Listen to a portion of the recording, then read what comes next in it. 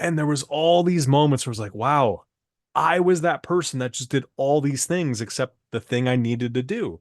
Or I was the person that when it got hard, I would go and jump in and do this thing that was comfortable to me or soothing rather than the work that had to get done to help move me out of where I was.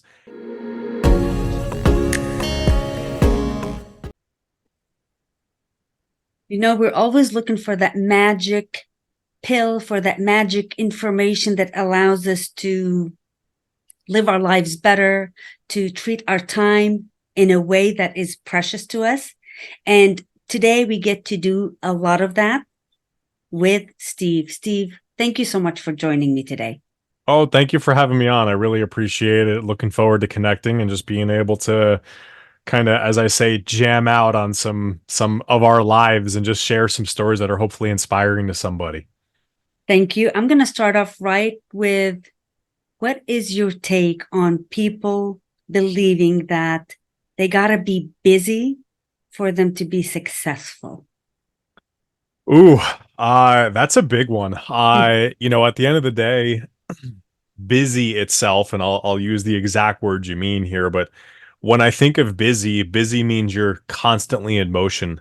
But it doesn't mean that you're constantly in motion in the direction that matters most to whatever your goals are or the way you want to be going. So when I really think about it, busyness is a byproduct of being effective and moving towards your goal, but busy by itself as like, hey, I have to be busy and that's how I'm going to end up winning. We're probably missing some of the pieces. I know for me, my life, and as we continue this, that'll unfold a little bit more. But I used to have this idea and this ideal that I work hard and I work from 6 in the morning until 9 at night. And it was a badge of honor of just, I'm busy all day, 12, 13, 15 hours, and it didn't matter. And the reality was all of a sudden one day I went from working this 15 hours and I wasn't being successful to now realizing I needed to focus on the right things and take action and be, call it busy on those things. And I would actually start to create more success. And let's say you take a 12-hour day, that's half of your day. You also want to work out, you got to eat, you got to take care of yourself, you need to sleep. There's all those things you have to do that require time. So let's just say on the high end, you're being busy for 12 hours. Um, it's probably hard for you to focus and actually get really good, meaningful work done as well. So it's I would challenge everybody on that thought process. I'm sure there's a couple of people out there who they can be busy and they can go get a lot of work done. It's the right work, but I would argue it's probably not the majority of the population that exists today. Steve, how did you arrive at those conclusions that the busyness wasn't the most effective way? Because I know you have had multiple businesses that were successful, and you've had some that weren't profitable. We'll say it that way. They were not successful, but they were great learning lessons. Yes. I think it's that whole hindsight is 2020 thing, right? And in the moment and when I found pieces of success, I don't think that I ever slowed down enough to take that step back and go, this was the reason I found success in this moment, in this endeavor, whatever it might be. I also didn't slow down and go down the road of this is why this thing isn't working, why it's not successful, which is why I have so many lessons to share today. So hindsight being 2020, still a good thing for me. But that all said, I think as I started to really transition, and it wasn't about me, but rather coaching other people and working with other people in their success, I could see similar patterns started to evolve. For me, I was always on the go. I'm not one to say, hey, I want a vacation and just sit on the beach and stare in the ocean. That's not my speed yet in life. Maybe at some point, but it's not my speed yet. I want to go hiking. I want to walk with the dogs. I want to go skydiving. I want to go snowboarding. Like, I want to hop in my RV and drive 7,000 miles in 4 weeks. Like, that's my kind of relaxing vacation.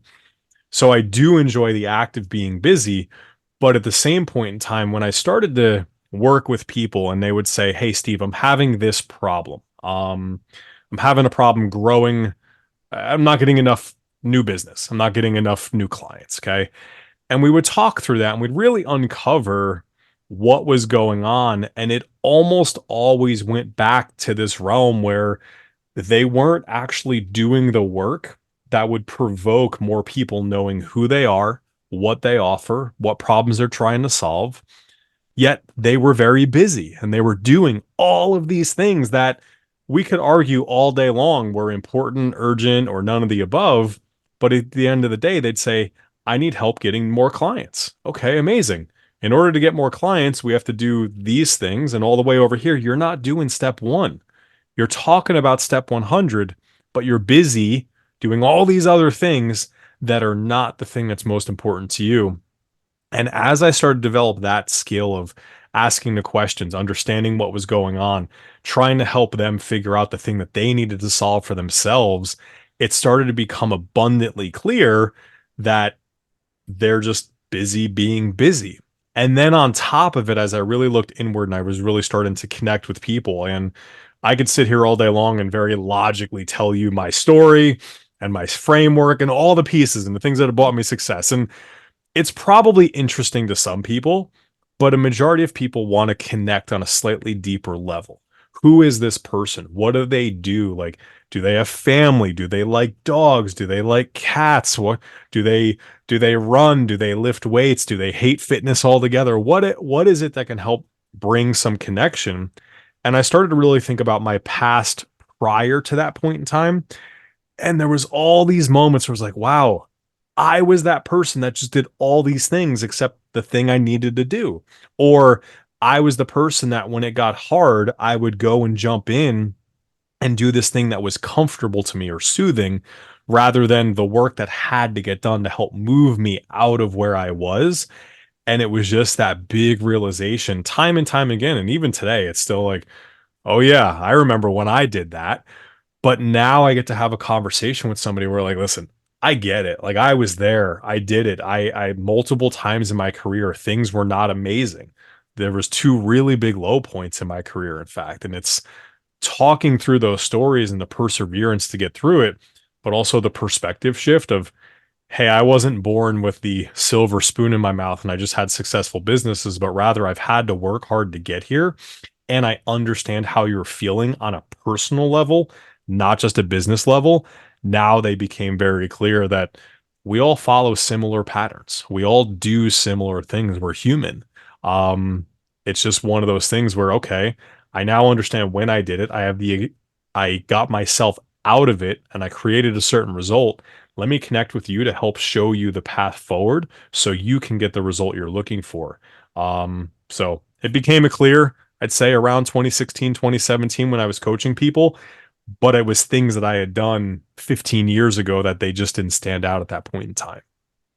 Steve, you said so many wonderful things in that little bit, especially about going inward to really see the path. Because I find a lot of times when I'm working with someone, it's not what they're doing that's tripping them up. It's that internal passage. And I said it to you before we came on this podcast. We were scheduled to do the podcast last week.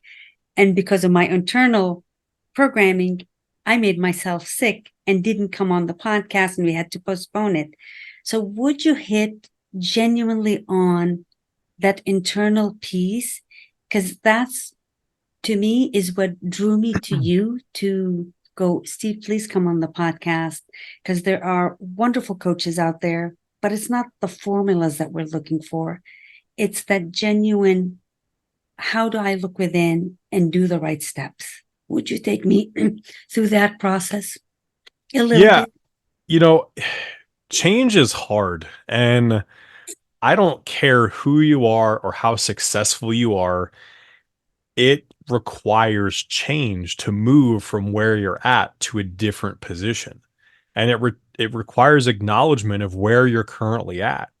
But when you sit here and, we judge ourselves, and I use judge and just score ourselves based of our own internal scoring system, there's certain truths that you have to accept. There's pieces where it's I don't know if it's important to you, the size of your house, how much your house is worth. Are you ahead of others or behind others? The how do you look? Ahead of others, behind others? What kind of car, kind of job, how your kid, like just all of the things we have our own internal system that we use to grade what success looks like or is not. And I'm not here to say your system is wrong or incorrect or right. Everybody has a different perspective, and that's what makes the world kind of go round, if you will. But the thing that's intriguing to me is every single person is behind wherever they think they should be. Every single person, including myself. You said to me today, "Hey, Steve, where are you at?" Like, I'm behind where I want to be. I've checked off some pretty big boxes in my life, but I'm still behind. And we're always going to be our own harshest critic. But it comes down to this realization of, according to my scale of grading, I'm here. I want to be here, and there's other people that are here, wherever those numbers lie. You now have to accept that you're not whatever good where you want to be, whatever your words might be. But now it turns into this whole not only accept it, but what are you going to change to move out of it? What are you going to change to move in the direction you desire to move? And a common one for people is how they look, feel, their fitness, their nutrition, their health, right? Overarching. What does that look like? What am I battling? And it's hard when we think about the world we live in today, all the marketing, all the propaganda, everything we see around us. Our image of healthy and sexy is so distorted versus what real healthy is that we don't even know how to grade things appropriately. But then we go down this road where there's this whole process of, oh, um, I don't know what to do. And information is so abundantly available to us. We have Google. I mean, let's talk about AI. It's so easy. For $20 a month, you can go to OpenAI and open up a Chat GPT account that's a paid for one and get a lot of answers to your questions. But the realization is you probably know what to do. So back to health and fitness and wellness, you probably know going to work out 3 days a week is healthier than not working out at all. So why don't you do it? Well, having to accept now mentally, but also let the world know, let the person at the gym know, the person at the front desk, the person wherever know that I'm not where I want to be, so I have to go work out 3 times a week. That's a big step. But then on top of it, you also might have to ask somebody for help, which a lot of humans do not do very well. And when you think about that internal acceptance, that external acceptance from other people, or maybe admittance that you're not where you want to be, but then also potentially ask for help, all of those things very much so get in the way of change, which causes us to kind of, it's easier just to stay here. It's easier to, I don't want to say stay comfortable, but you're clearly uncomfortable, but you're going to be more uncomfortable by making that change and having to kind of really face those 3 steps of, hey, I need help, or I'm not where I want to be, or some version thereof. And I think that's just a big thing where people battle. But the flip side of that I'll share, and it's one of my favorite sayings, is who in this world doesn't feel good when they get to do something good for somebody? If you get to give somebody a gift, you get to say something nice to somebody, it makes you feel good. So the thing I'll throw out there, and I'm not trying to pity anybody or make you feel bad per se, but there's people in this world that truly want to help because it makes them feel good. And as you're sitting in this moment of like, I don't like where I'm at, I want to make a change, I don't know how to make a change, I have to admit, there's a lot of this world that's not here to judge you, and they're here to help you, and they feel good by that.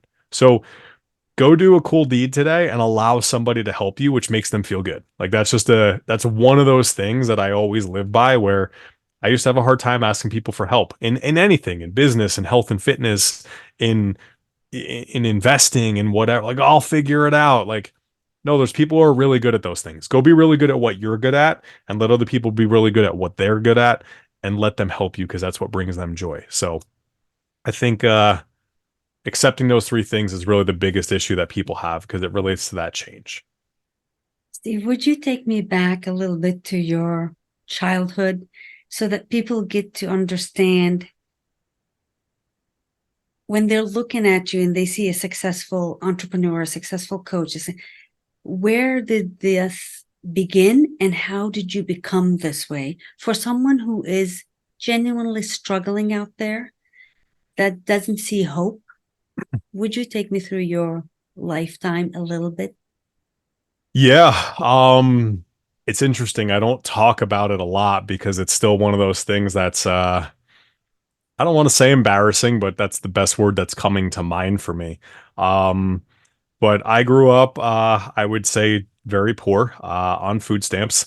And I remember being a kid and not being able to buy the things that I wanted to buy at the store when I had to go shopping because you couldn't buy that stuff with food stamps. I don't recall what the thing was at this point in time, but I remember the feeling of not being able to do it, and I remember the look of the woman, the cashier, who was saying like, "Oh, you can't buy that," and you could just see the how bad she felt telling me this, right? But that's literally how poor I was at one point in time in my life, and I grew up that way and I was younger. I think I was 8, 9 years old or somewhere around that age, but it was intertwined with so much more. And even thinking I had a mother who massively abusive to drugs, things along those lines. I mean, still to this day, it's funny. I saw Popeye's fast food restaurant the other day, and they've redone the outsides, I guess, of Popeyes, so it looks completely different. And I was like, oh, I wonder what that is. And it was a Popeyes. And I was like, oh, never eaten at a Popeyes. But still, now, almost 30 years later, I won't eat at a Popeyes because I remember before my mother would go pick up her drugs and things like that, we would stop and get Popeyes, and I'd sit in the front of the gray hatchback Honda that we had out front of this house, which was probably not in the best neighborhood or anything like that. And she would disappear for like 30 minutes to an hour getting her drugs and things like that. And this was me as a 8, 9, 10 year old. So I won't eat Popeyes or things like that. And because of those things. And, so you just, I dealt with it like I did. Like I didn't understand there wasn't a life is better or a worse per se in those moments. I mean, I remember in an apartment, actually, it was 2 floors. And I remember one day telling my mother that I had all these like spots on my body and I didn't know what they were. And we went to the doctor, and lo and behold, it was scabies, which is almost like little bugs or little worms that are in your body, like in your skin. And they give you a lotion and you rub it on, and it basically gets them all to crawl out and leave your body, which A is painful, but also B is like freaky. Like you're a kid, you have no idea what's going on. Um, but you only get scabies in dirty environments and not clean houses and things like that. So, um, yeah, I mean, I'm not going to sit here and say I had it the worst that anybody's ever had. I certainly didn't.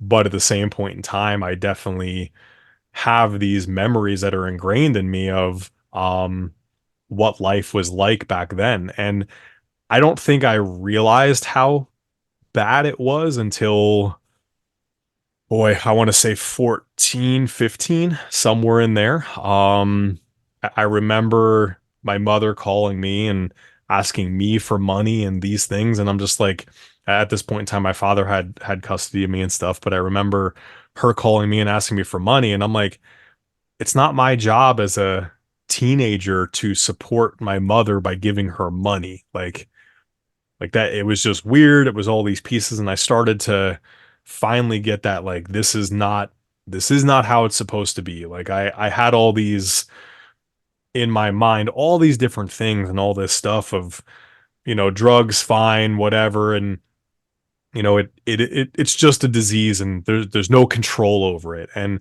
it is a disease, and it is hard to control, but it's not that there's no control.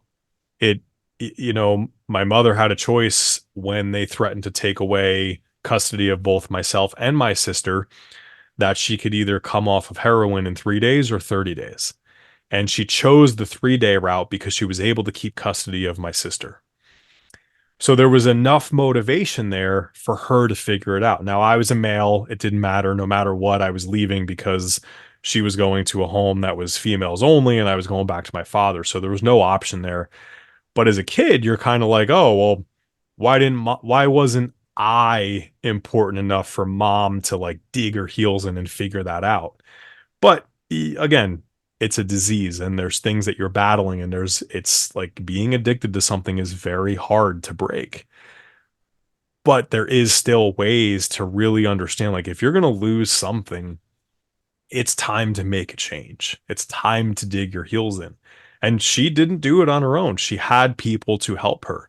And she had to go places to help her solve that problem.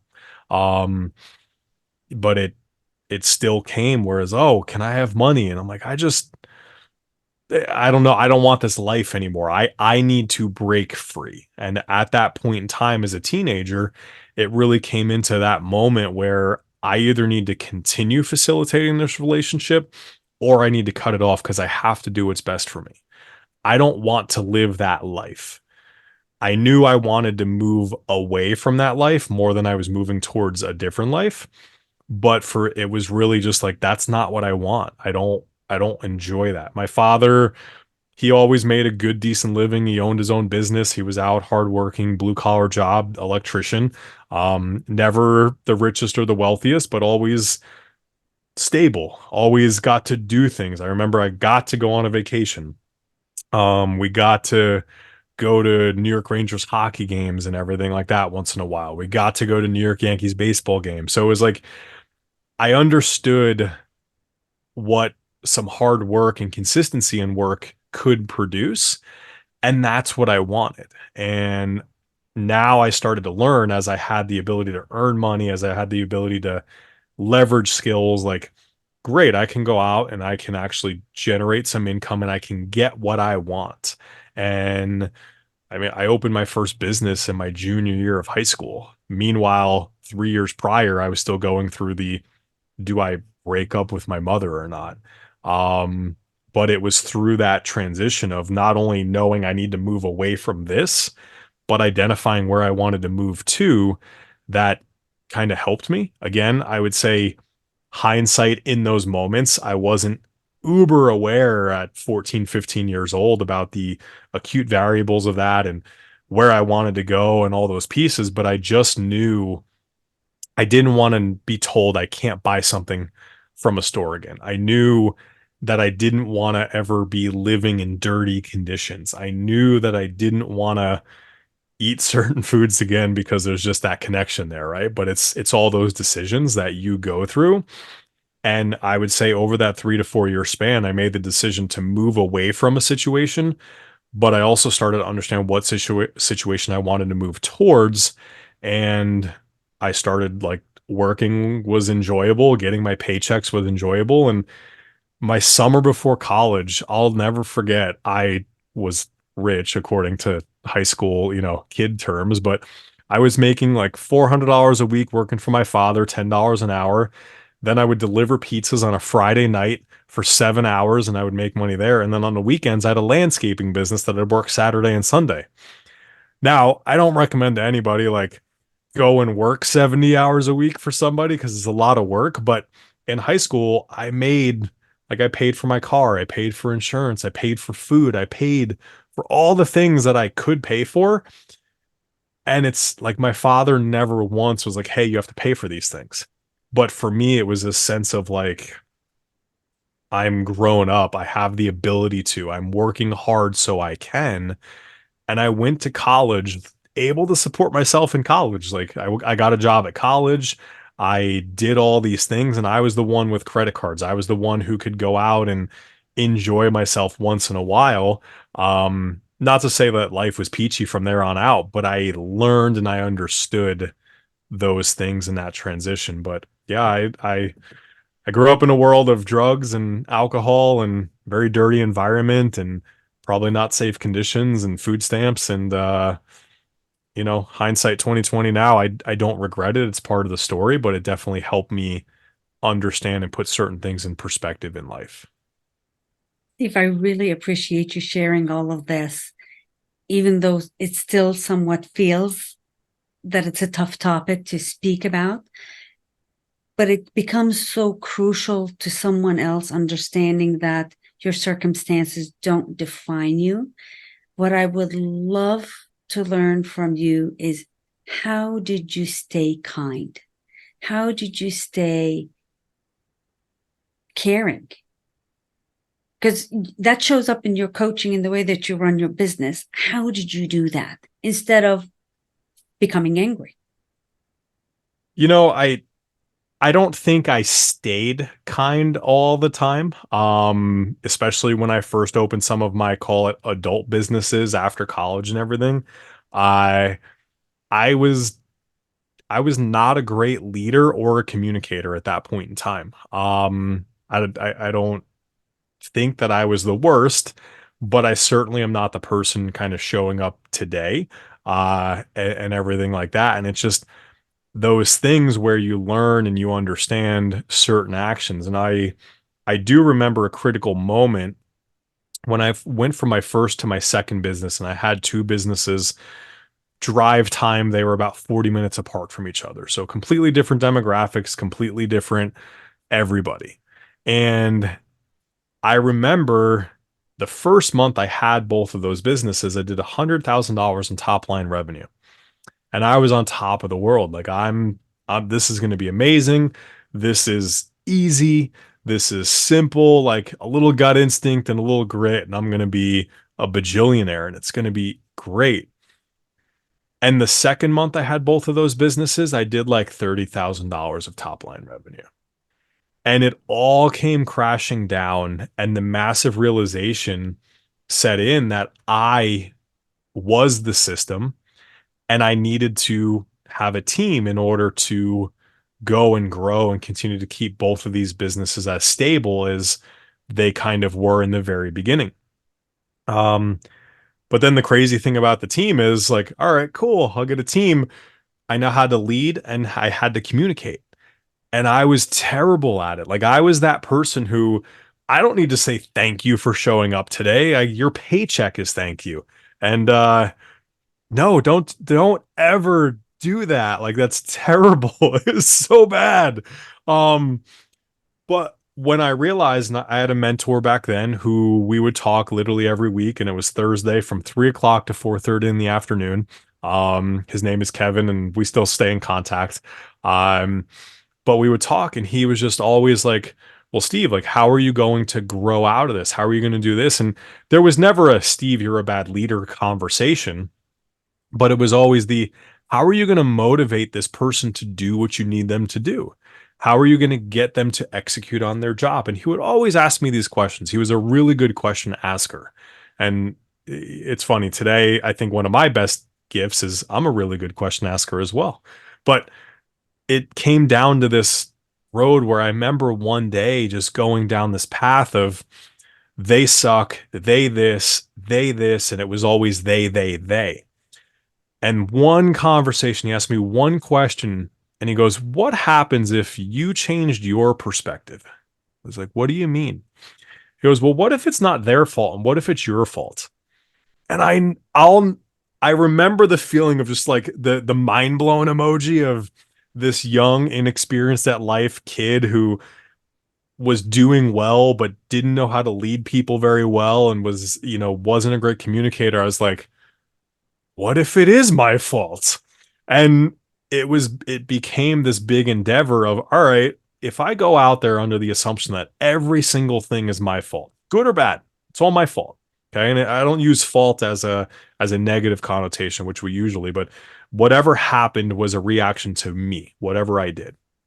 And it was the little things where, hey, we need to go succeed. We need to go and accomplish this thing turned into, hey, listen, let's break this down. And in order to win, here are these 17 specific things that actually have to happen. And all of a sudden, everybody on the team started to learn, oh, this is what has to happen. But ultimately, it was really me starting to be able to explain, here's what had to happen in tandem with somebody. I had to be better communicator. But then on top of it, when when they would get all 17 of those things done, I had to remember to go back and high five them because they still did a good job. And if they missed them, I had to go back and not yell at them, but rather be like, hey, listen, I'm your partner and your support in going to grow this thing. What are we missing? What resource, whatever do you need or do we need in order to hit the goal, hit the objective that we set together? And when I took ownership and I started to understand that, I was still bad at it, but now I understood the mechanism of being a leader where everything at the end of the day is my fault. I will almost to a fault accept blame for everything that happens today. But at the same point in time, everything became significantly easier and more clear and more steady. And magically, those two businesses now started to grow. I started to see six-figure months again. And I had a team that was most importantly engaged and wanting to go win and having fun with what they were doing. And that positive reinforcement of my change is one of those pieces that really built on the foundation of leadership and communication. And ultimately, back to the kind of original question of staying kind. And, so I think I had a little bit of a chip on my shoulder for a period of time where I wasn't a tyrant, but I certainly wasn't as kind as I am today. But today I've been able to grow into the person that now coaches people on leadership, coaches people on growth, helps people engage with their team and can put systems in place to be able to have those conversations, or at home be able to have productive and great conversations with my wife, productive and great conversations with my daughter, have my circle of friends that knows we'll reach out to Steve and ask, and he might say no, he might say yes, but at least we always know where we stand and we know exactly what he means. And it's never mean, but I'll just make the decision. Here it is. And like we move from there. So I would say I wasn't always kind. It's been a growth endeavor, but it was one of those pieces that over the span of 2-ish years, I really had to learn. And until that person really asked me that question of what can you change? It was that clicking moment of, wow, this is a me issue more than it's an anybody else issue.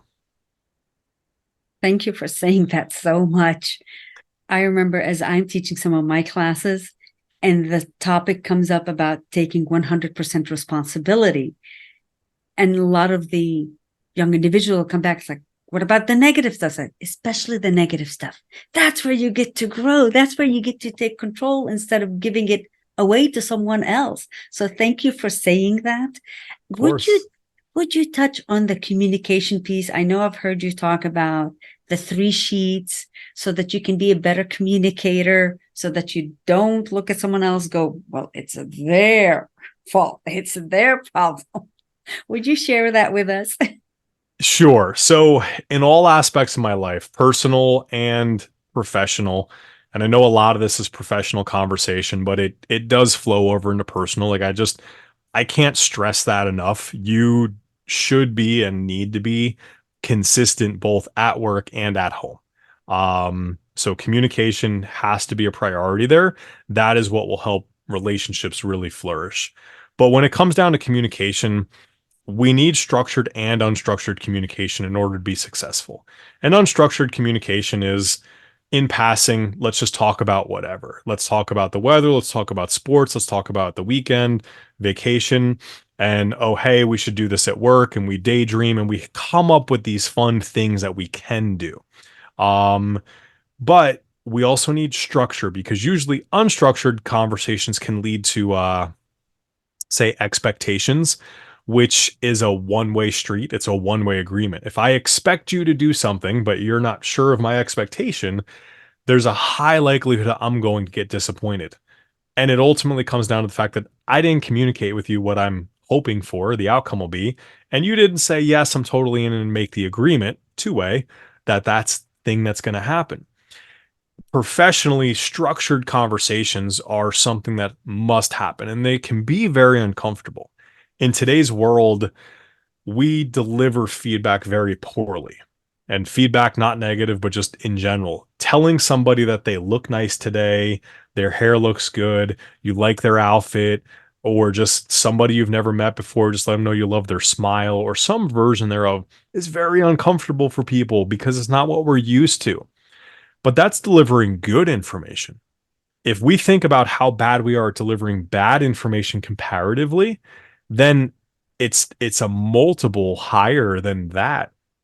So when we think about that structured conversation, there's two things that I love doing in business. And I actually do it with my daughter as well. So maybe personally, I'll share that story. But three sheets as well as scorecards. So a three sheets process, it's something that I actually learned from one of my close colleagues and friends. But three sheets is effectively three pieces of paper. And on that first sheet, you share what are all the things I love about you and how do I continue to support your growth in those areas. Sheet number two is what are all the things I can tolerate? They're not going to cause you to get fired, but I'd love to support you in growing those so I can write those down on sheet one. And then the third sheet, as you can probably guess at this point, is all the things that are deal breakers. If these habits continue, then continued employment is probably not likely. But I'd love to partner with you and move these to a sheet two item. So that way we can get them off of sheet three. Now, notice all of those end with I want to partner with you for continued support, moving them up, whatever the case may be, because that's what it's about. But the other side of three sheets is it's more of your soft skills, if you will. So how you show up to work, your attitude, the quality of work as I perceive it or subjectively look at it, things like that. So more soft skills. Now, on the opposite end of that, we need some hard skills. Some your job is to complete X goal conversations, and that's where a scorecard might come into play, where you are responsible for a 30% open rate in all the emails that you send out. And very measurably with a system, you can go in and look, did I hit 30% or not? And we can have that conversation around you're achieving what you're supposed to be or you're not. And again, if there's a performance improvement plan or some version thereof, it's how can I support you getting to the goal that we've set and agreed upon? It's never you suck, you're not hitting your goal, you're probably going to get fired in 60 days. But rather, how do I partner with you as your leader? Far too often do those conversations get perceived as very bad. They don't like it. And the first time you do it with somebody, it's weird, it's uncomfortable. But if you do three sheets every month, by the third time you do it, it becomes part of your norm. You and your subordinate or superior, whoever, have a much better relationship because you're building that trust and that communication. And now, when those times come around where, hey, 3 months in a row, my three sheets has said, I'm not putting enough effort into my copywriting. And then magically on my scorecard, I'm getting 20% open rates instead of 30%. Well, clearly I need to be better in that arena. And we're now marrying those soft and those hard skills for an overall 360-degree kind of point of view when it comes to employment and what you should be accomplishing in your job. Now, I mentioned my daughter and everything, so I'm a firm believer. She's 13 years old. Fun times, I promise, for those of you that know what I'm talking about. Uh, as they say, if you know, you know. If you don't know, just good luck. But Yeah, their minds have been hijacked by whatever. I don't think that, I'm like, where's the real one of you? Like, I know you're here somewhere physically, but anyways, so she gets an allowance, and every single week she gets paid the same amount of money, no matter how hard, how successful she works, or how much she slacked off or anything along those lines. And for me, I will always get paid, right? And I think you have a job, you have an employment, you work harder and produce better work some days, and some days you don't. And initially, in the way that people taught me, is every time your kid empties out the trash can, you give them $1. And I always felt like it was teaching them, or teaching specifically my daughter, for this very specific task, you get this very specific payout. But I'd rather you think a little bit bigger. And there's things that I expect you to do.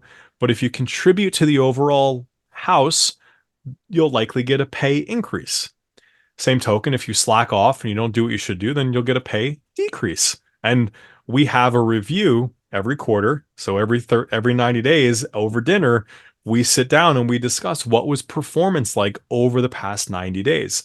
We talk both soft and hard skills of garbage has to be brought out every Sunday night. All right, well, because I'm dad and I'm going to be a little bit harsher on you than my employees, I know that you only brought it out 9 weeks of the 13 weeks you could have. You slacked off, right? Or you didn't wash the dogs enough, or some version thereof. And we have to have those conversations. My wife and I, we each get an equal vote, and uh, allowance can go up by either $3 a week or down by $3 a week or somewhere in between. If I say I want to decrease the allowance by $3, but my wife says I only want to decrease it by $1, we have to split the difference and she gets a $2 per week decrease, or vice versa on the increase side. So we both have to be on board, and it can't just be um, the rules guy or the softy mom kind of picking what happens. But what we did was just giving money is fine. I want my daughter to understand the value of money, and where if I solve problems and I contribute and I do all these things and I'm able to understand what's going on, I learn the value of money. So my daughter pays for her phone bill, and she has to pay to go to any birthday parties that she goes to, the first $30 of a gift. I did the math. Here's how much that costs per year. So I'm going to make sure she gets enough money, unless she continues to get decreases. But she'll get all that. And so she has to spend her money that she earns. So she learns the value of money. She's well aware that I'm playing this game with her, per se, of she's getting money just to pay her bills, but she does get more money. And if she continues to do a stellar job and outperform, she'll end up having a lot more money on her own that she can use for whatever she wants. But at the end of the day, I have a 13-year-old that understands some level of financial kind of impact of money in, money out. More importantly, she's unlearning and understanding that every 90 days, it's not a conversation of I love you or don't love you, but rather you performed well or you didn't perform well. And here's the outcome of that. And the cool thing that's happened is as we've progressed, she shows up and goes, I did good or I did bad before we even get to jump into it. And she's not afraid to say bad or good. She comes, here's my feedback, here's what I think you're going to say.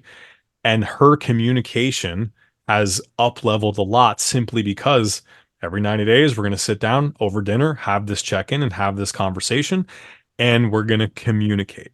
So, for me, communication is just above all else one of the most important things in the world, let alone professional, let alone personal.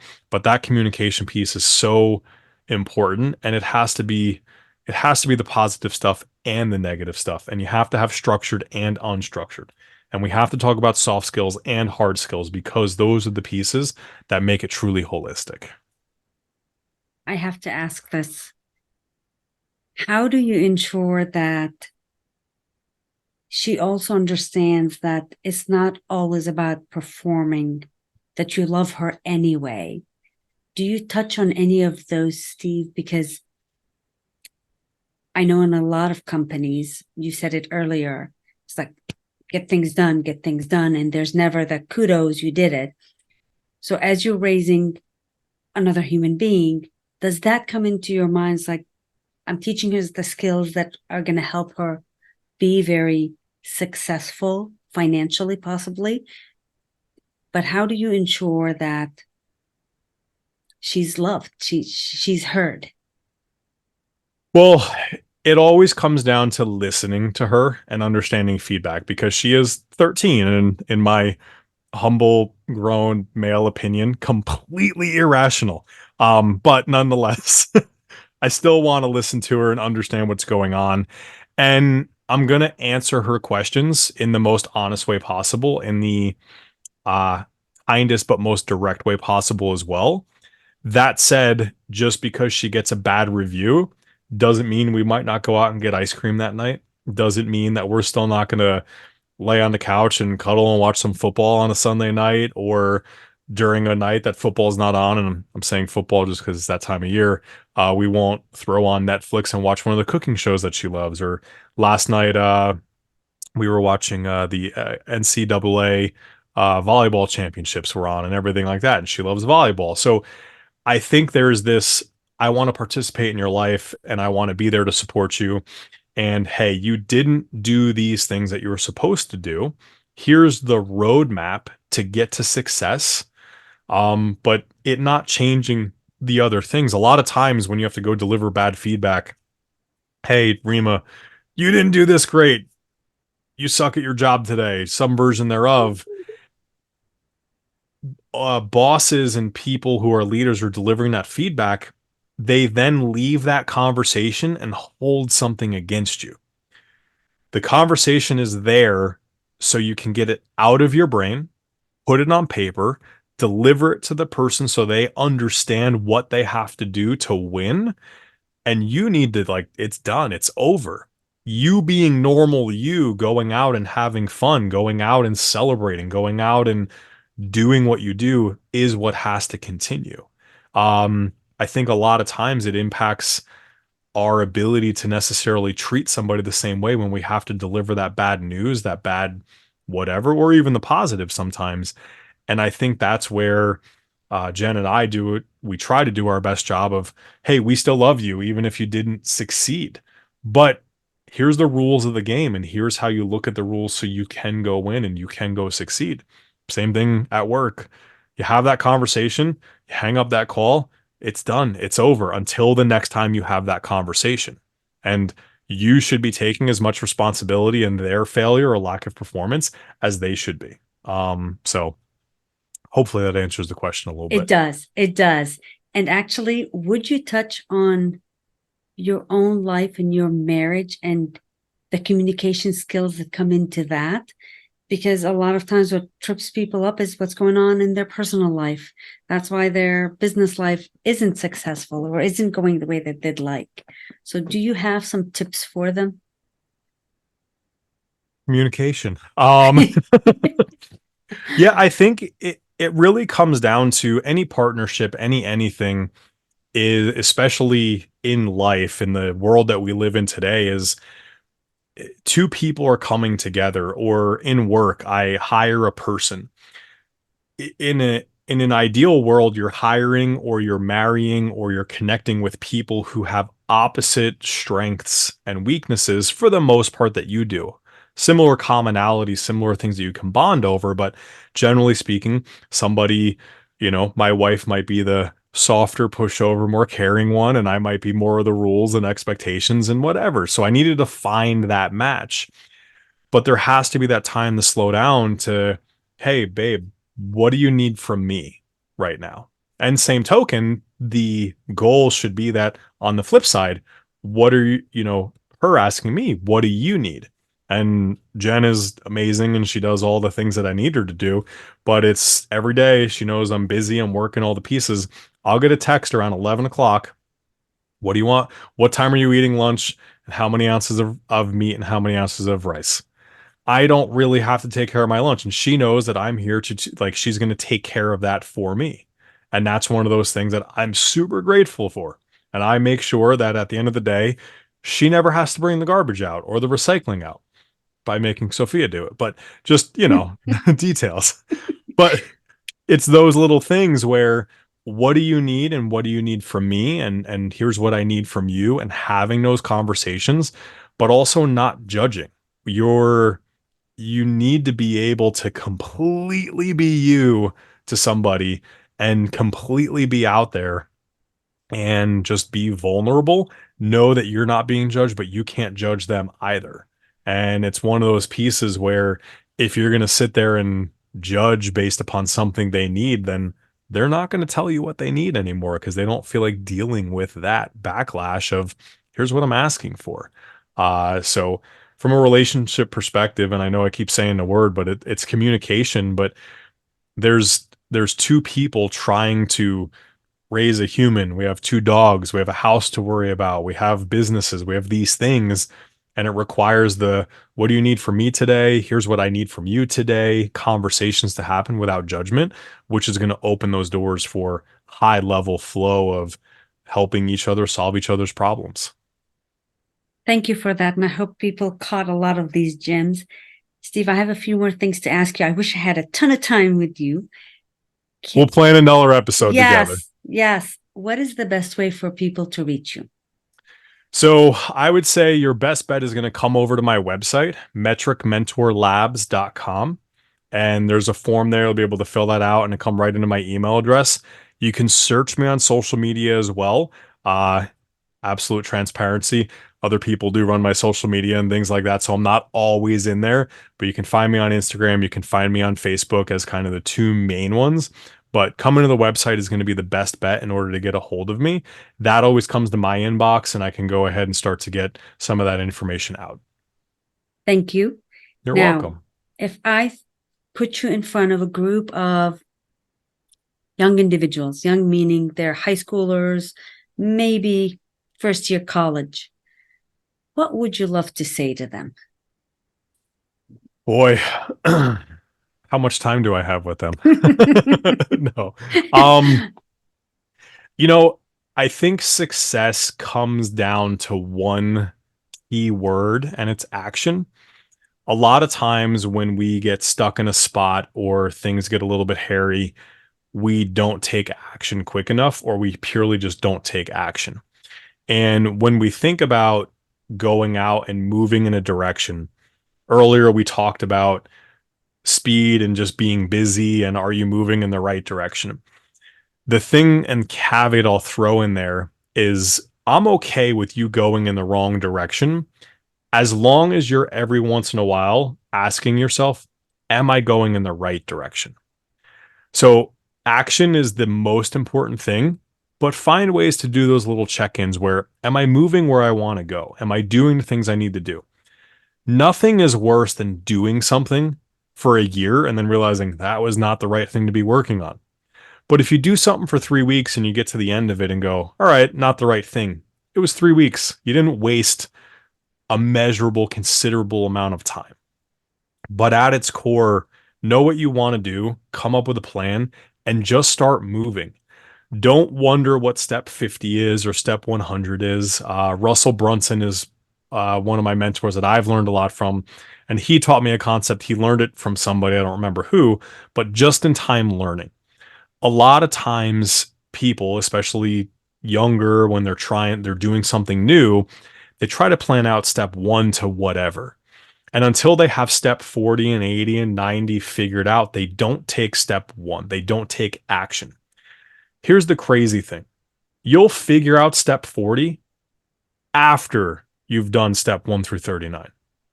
Step 40 becomes important after you've taken step 1 through 39.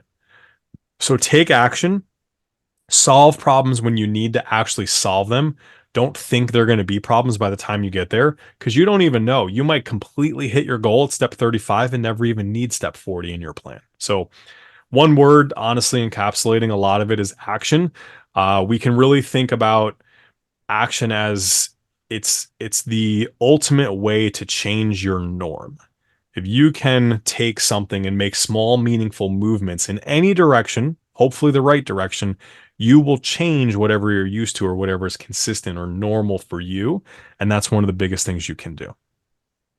I'm going to throw two more at you. One is how could you help them define what success means to them? Success to me is the freedom to do what you want, when you want, and how you want to do it.